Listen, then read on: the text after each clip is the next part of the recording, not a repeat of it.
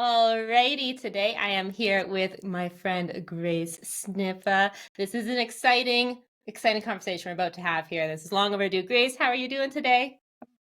Today. Thanks for having me.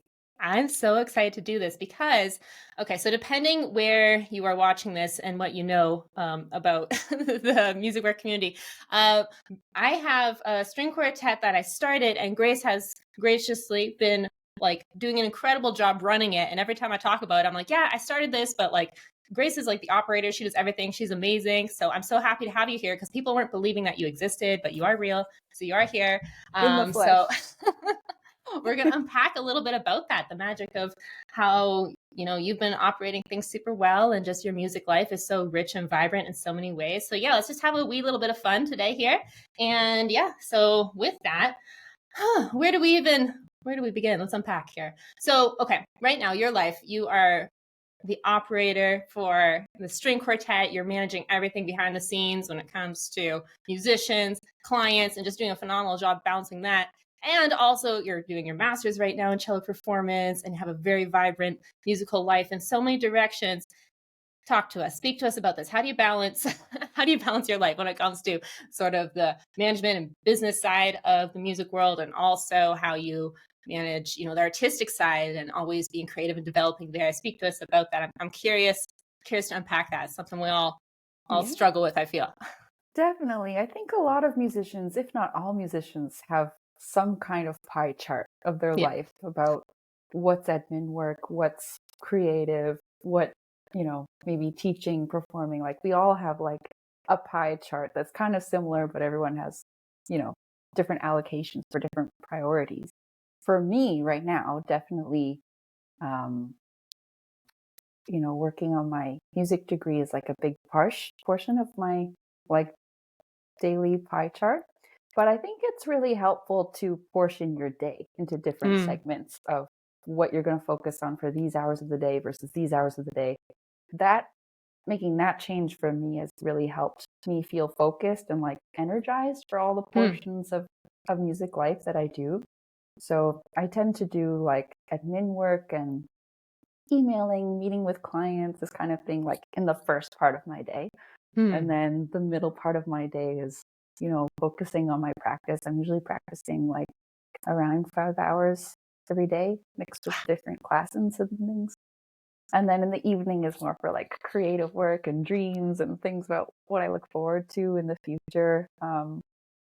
Usually after I'm like too tired from practicing and I'm too tired probably to be emailing anybody. So it's good for me to like use that time where I'm actually feeling naturally a bit more creative anyway at Mm. nighttime. So I feel like segmenting the day into different hours where you put on like different hats for the Hmm. different portions of your day. That really helps me at least That's incredible. to Yeah, just you're stay on crushing track. it because I see like your calendar when it comes to like meetings you're booking, and it's always like so bright and early. I'm like, oh my gosh.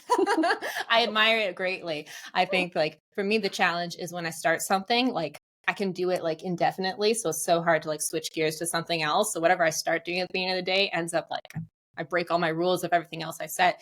Are you pretty good? Because like I hear you talking about like, yeah, I've scheduled out my practice time. Like you're like that's something that you found works well for you. Like you make the calendar and abide by it. That's a working Yeah. strategy. Well, I'm definitely more goal oriented. I mean, Yeah. always there's so many pieces of music that I would want to learn or different collaborations I want to do, but you have to know like when you're going to be doing it by, and then you kind of like work backwards. Like, okay, if I Mm. want to perform this on this date, then how many hours of work is it going to take me and when can I put in those hours? And then I just break that down into like a weekly schedule. Okay, these are all the things I want to play. So I have to spend XYZ amount of hours on this and this and this. Um, and usually I can stay on schedule. Sometimes it gets tough though, for sure, just like for anyone.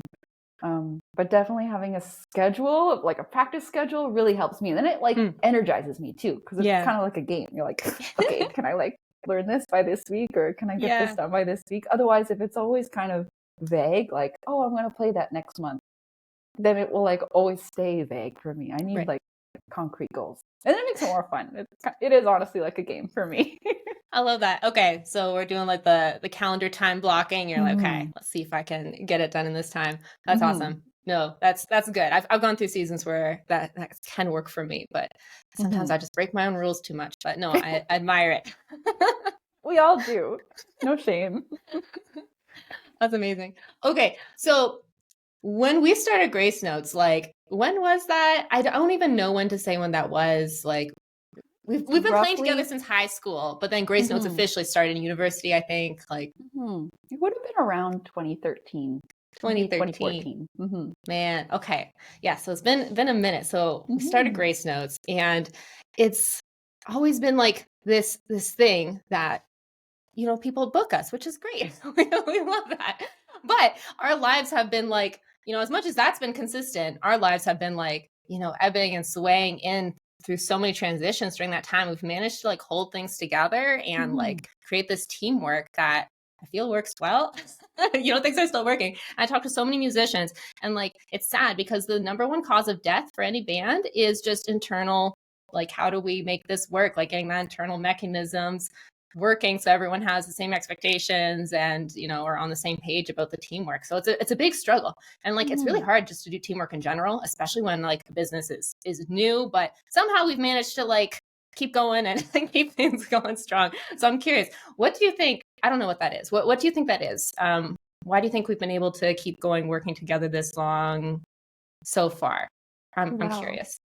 Between me and you, like our relationship, like I think we really balance each other well. So when you're looking for a partner in business or a partner in any kind of collaboration that you're doing, it's good if you have someone, or like even a marriage, it's like good to find someone that like kind of fills your gaps. So I find like you have a certain skill set, I have a very different skill set, and we really mesh these skill sets very nicely together. And then we fill in tasks that, you know, you obviously are more adept at doing certain things, and I have different strengths that I'm more adept at doing different things from you. And I think we just balance each other well that way.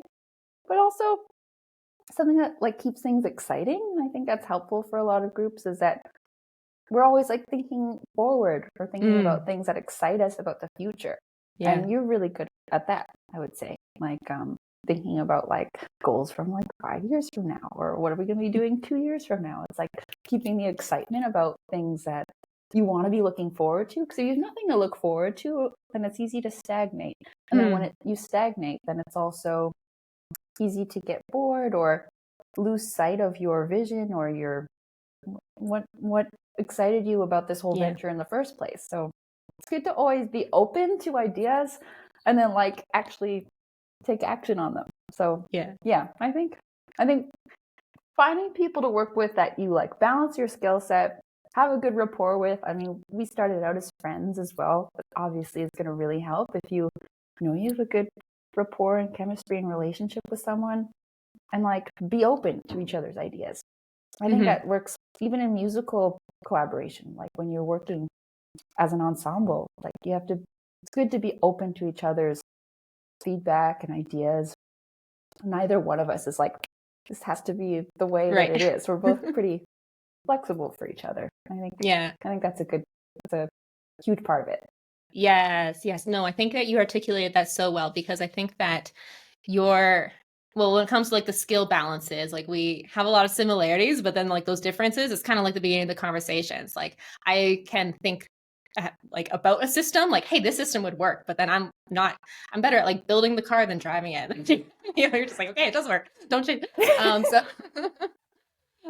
So yeah, I think that's one of the ways where we complement each other, where you're really good at being super reliable, and just like showing up and always being like cool, keeping everyone taken care of and all of that. And then together we're like dreaming and thinking out. And that's so important. It's like fuel, like thinking about the future, it literally like stokes the fire and gives you fuel to keep going. Because if you're not excited, you're not going to like put in that extra energy that anything takes to be able to create something awesome or to create something new.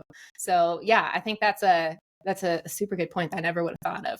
But yeah, there's that. And then like we've also learned, because we also are so similar in so many ways, that we both, and I feel like it hasn't been a bad thing, but in the ways that we're similar, like we're both like so anti-confrontational, and like sometimes there's like people things that you need to work through, and we just like come together. We're like, hey, we both just need to like deal with this.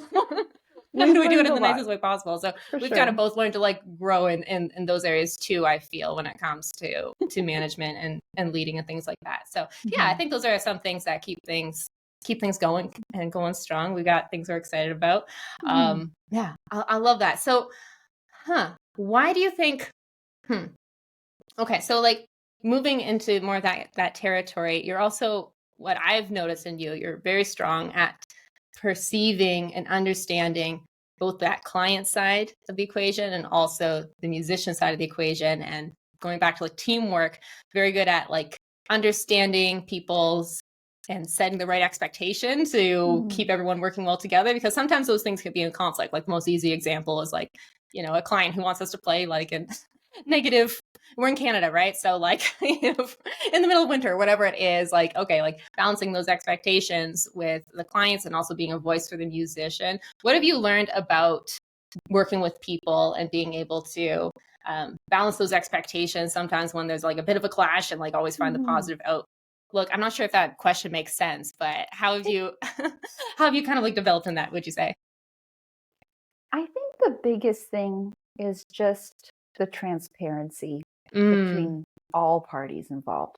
Like, you never want to go into a relationship with the client or the musician where you're kind of like skirting around an issue or making something sound a certain way when it isn't that way. You don't want to like optimize something if it's not 100% the truth. So I feel like complete and utter transparency gives me inner peace, but it also like just makes everything down the road like so much easier and more positive.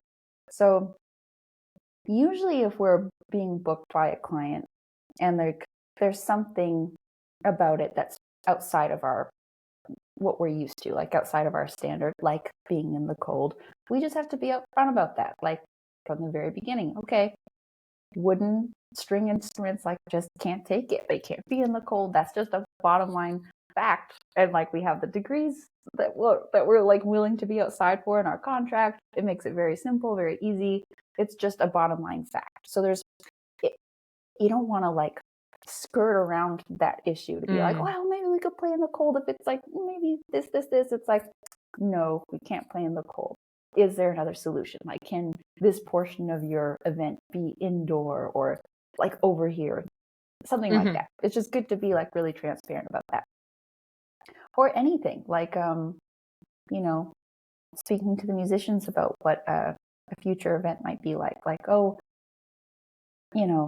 we're booked for this time, but maybe they're going to want this amount of time, or I guess the point is to like eliminate gray area between both parties. Like, if the more gray area we can eliminate with how we communicate with the client, with our questionnaires or our chats with them or emailing them to clarify things, the less gray area there is about anything. I think it makes everyone a lot more at peace, myself included, but also like the musicians, like their comfort level when they're there, the clients when they're there, they know exactly like what we're going to do, what music we're going to play, how we're going to play it, who's going to be there even. It's like, it's just good to be super clear. And then everyone can like not have their expectations shaken.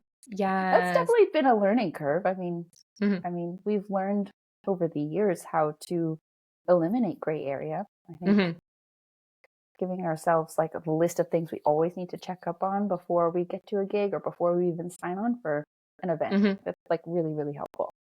Yeah.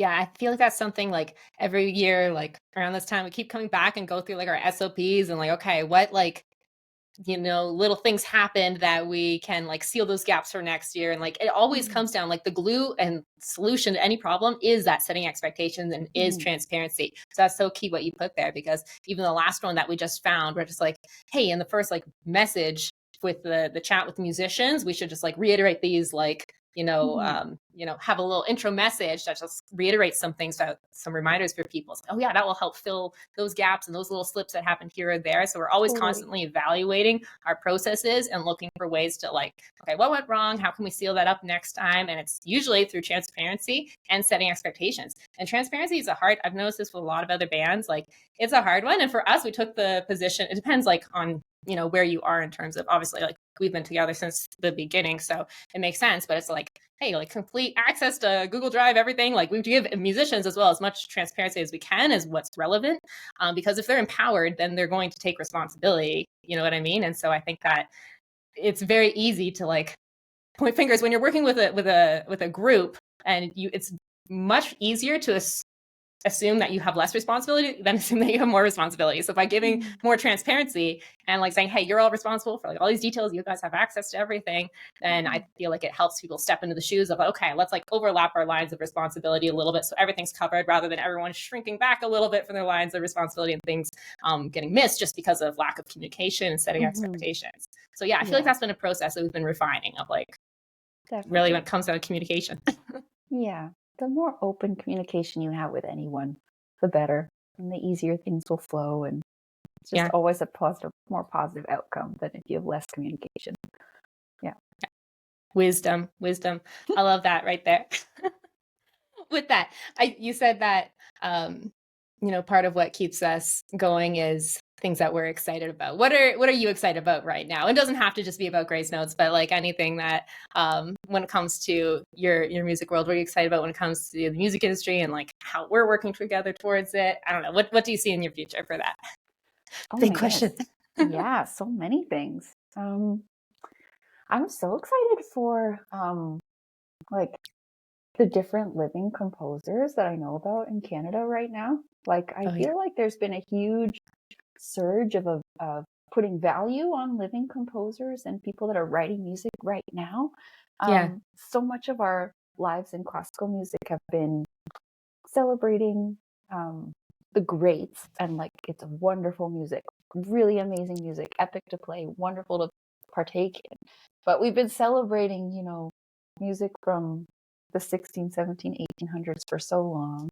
But it's nice to feel in Canada that there's been a bit more value placed on new music that people are writing right now that like highlights our own lived experience right now.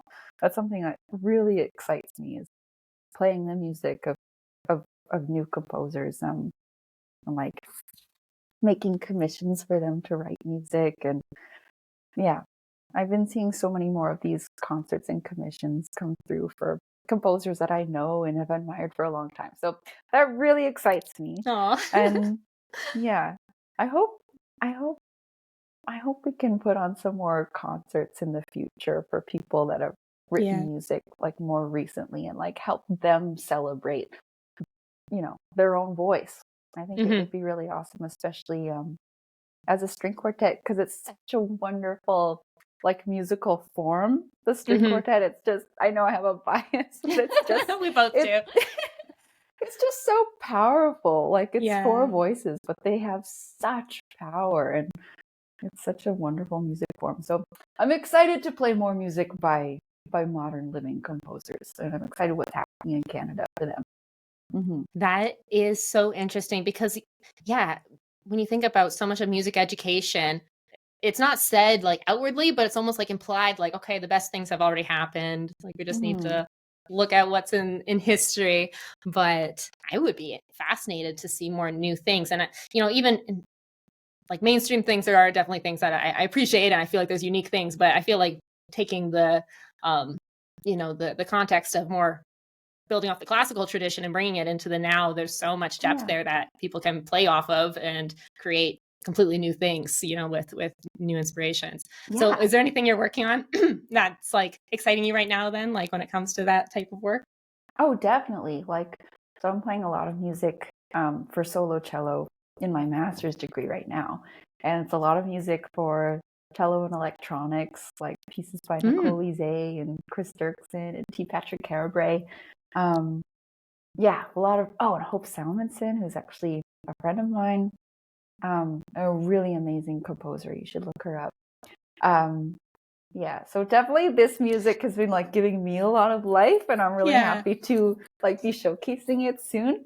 But also I feel like Grace Notes does a really good job of kind of bridging this gap for people too, especially because so many people are so intrigued and delighted to hear more modern music in this form.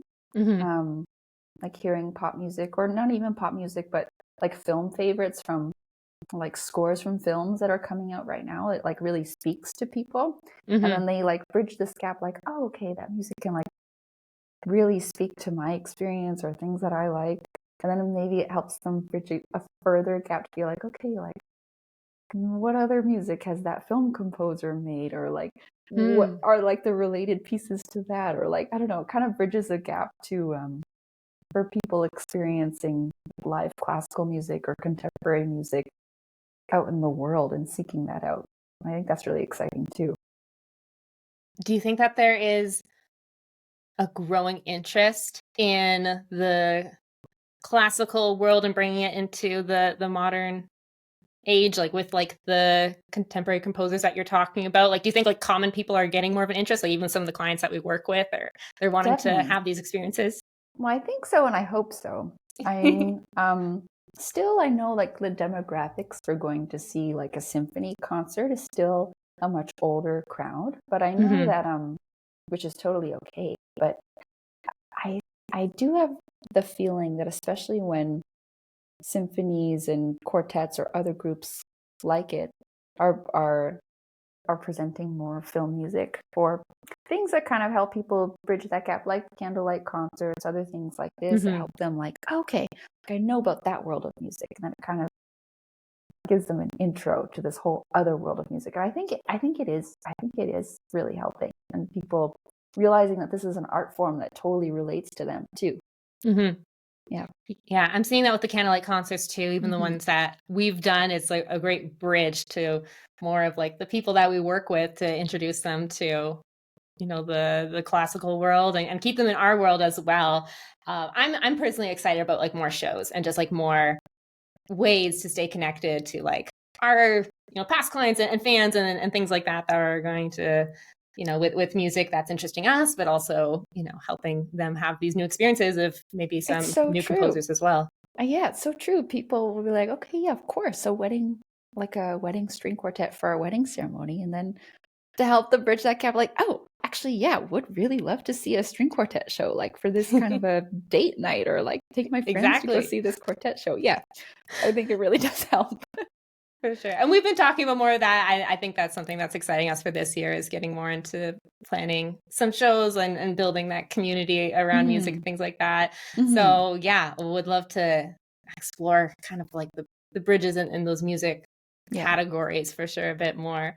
Yeah. But on that topic, so like what is your, like, again, another heavy hitter here, but like what's your vision for the music space? Like what do you think of like the world like we kind of went into when it came to us being a professional musician, of like, okay, how do we navigate this? Like what would be ideal? Like what do you see for the musicians, like the music space, the music industry, that would be a great thing for us to aim towards? Like, do you see anything that's broken in it right now that would be better if Hmm. it was solved?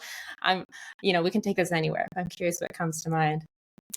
I mean, I do hope for, mm, in a way, like I mentioned just a moment ago, but I do hope for the world of classical music to feel more open to more Mm, people. I yeah. do think a lot of maybe a lot of people don't feel like classical music is part of their world, or like, you know, they're over here, classical music is over here, and it's like not a Hmm. lot of connect, or maybe they don't feel welcome to come to a Yeah. concert hall.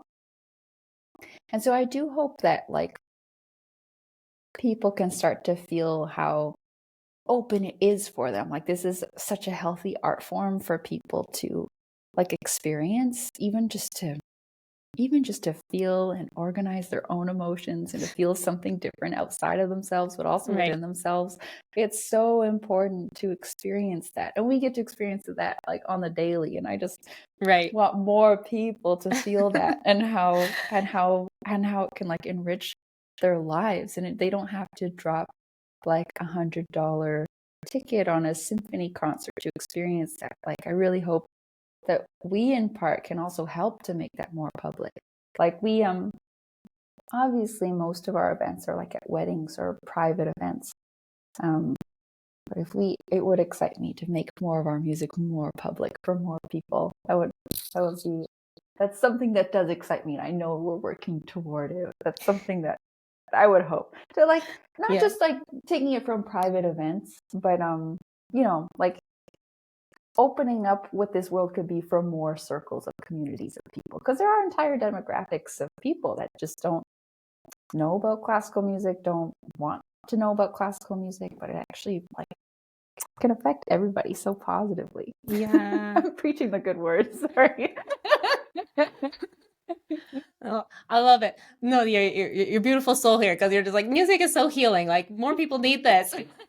True, It's so though. true. It's just like, you guys are missing out. I get to do this all the time. Like, we need to get more people in on this. Yeah, it shouldn't be so exclusive. So, like, what does the future look like where it's not so exclusive, where, like, it's maybe not so challenging to figure out how to be a professional musician, and there can just be more music for more people, for them to be able to, everyone's lives be enriched. So yeah, we'll keep brainstorming towards how to make it happen. I do believe that we can move in that direction of, yeah, I feel that as well, like the exclusivity wall, where like, people just don't know what they're missing out on because they feel like they're not invited.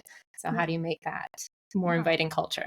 And there's a lot of cool things happening where different music groups, like particularly in bigger cities like Montreal, Toronto, and Vancouver, in bigger cities, there's these really cool groups that are doing more interdisciplinary shows where it's like music scores to films, or I've seen like live jazz bands to people playing like Mario Kart in like an event space. Like there are ways that people are like blending worlds to help people realize like how this can like affect them and be part of their lives. So that's kind of cool too. And I'm really admiring seeing like the creative ways that people are creating like interdisciplinary experiences for people to have. I think that's very cool. And that certainly helps. Just more people still need to know about it. Yes, absolutely. Yeah, because like most people, it's just like, people are getting more and more isolated, and like music brings people together, right? And like especially like live music is so important, and for so many reasons. Yeah, because like the Netflix subscriptions and all these things that people have like reduced their life to, like in terms of, I don't know if it's true that the world used to have more community and interaction, but I think music could be a part of bringing that back. I'm not sure. So. It's also really interesting because like in the world of, all the romantic composers that we all study, like